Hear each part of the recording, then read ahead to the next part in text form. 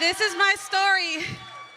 This is my church. I will dwell in the house of the Lord forever. Psalm 23:6 says, surely goodness and mercy will follow me all the days of my life, and I will dwell in the house of the Lord forever.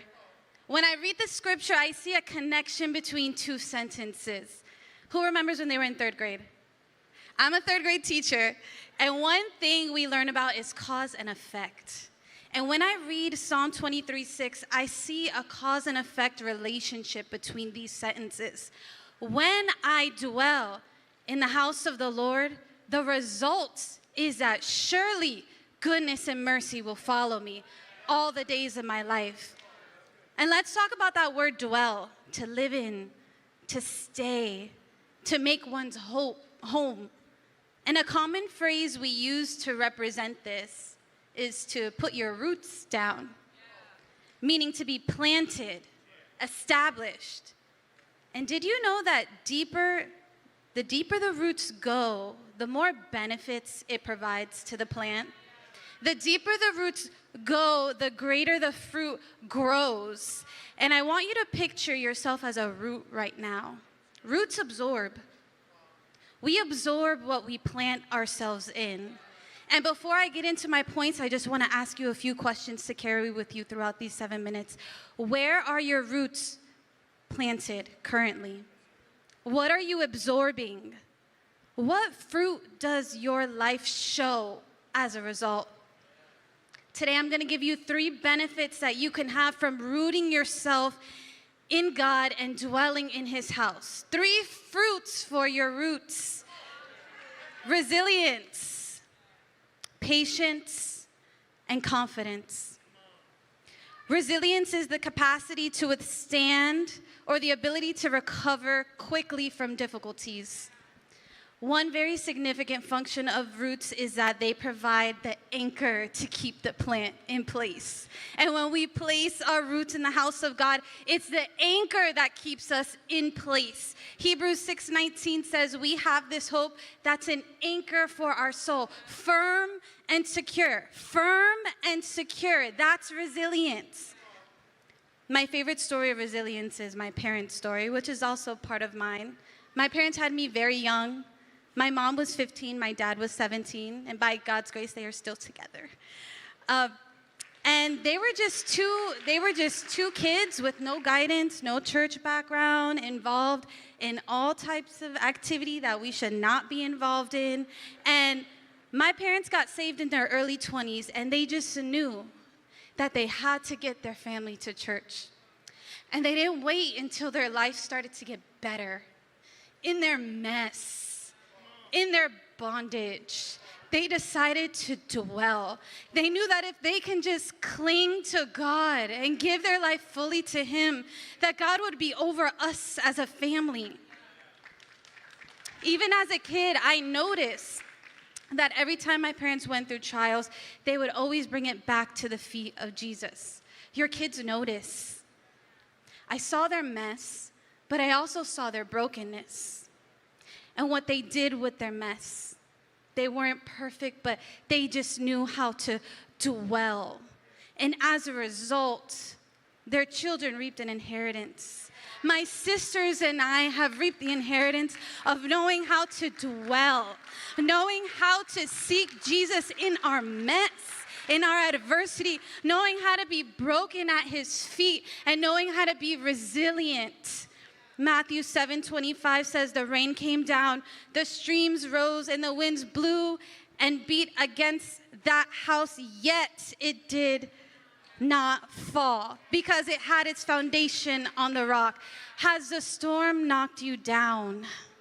Today's the day to get back up and build your foundation on the rock this time, to put your roots down.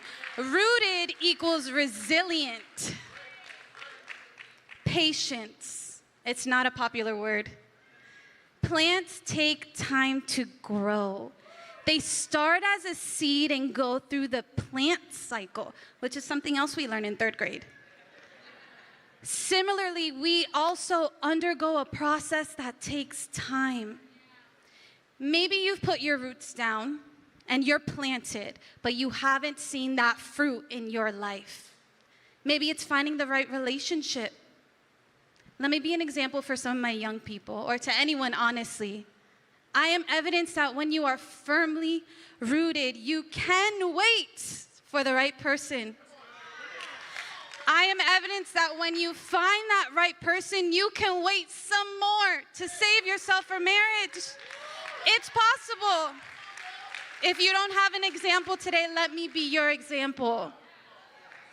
I'm rooted, but I'm still in the waiting too. As some of you know, we haven't been able to conceive, me and my husband, and we've been trying for about 4 years. And I've always been hesitant to share in detail publicly because I wanted to wait for the result first and then share it. Sometimes we get so fixed on the results and what's ahead that we miss what's happening right now, that we miss what's happening in the middle. So today, I am going to sing before I see it happen. I'm going to sing before I see it happen. And God is saying that in your waiting, start declaring it before it happens. Start declaring it before it happens. Galatians 6:9 says, don't come weary. Don't become weary in doing good, for at the proper time,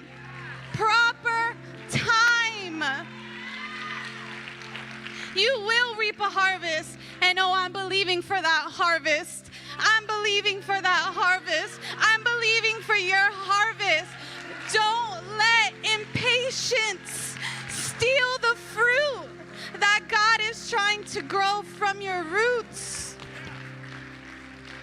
Lastly, confidence. One of my favorite people from the Bible is Abraham, who's considered the father of faith. And it was his faith that made him confident in the promises of God. Romans 4:20-21 says, yet he did not waver through unbelief regarding the promise of God, but he was strengthened in his faith, being fully persuaded that God had the power to do what he promised. Not kind of persuaded, fully persuaded. He didn't let fear win. He didn't let timelines constrain him. He walked in that full confidence that God has got it. When we walk in that confidence and cling to his promises, as a result, when we can't see, we can worship him still. As a result, we can keep believing for our family to get saved. As a result, we can go to the enemy's camp and take back everything that he's tried to take from us. As a result, we can take back our fertility. And Hebrews 11:11 says, by faith, even Sarah was able to bear children because she considered him faithful who made the promise. As a result, the goodness and mercy of God will follow us all the days of our life.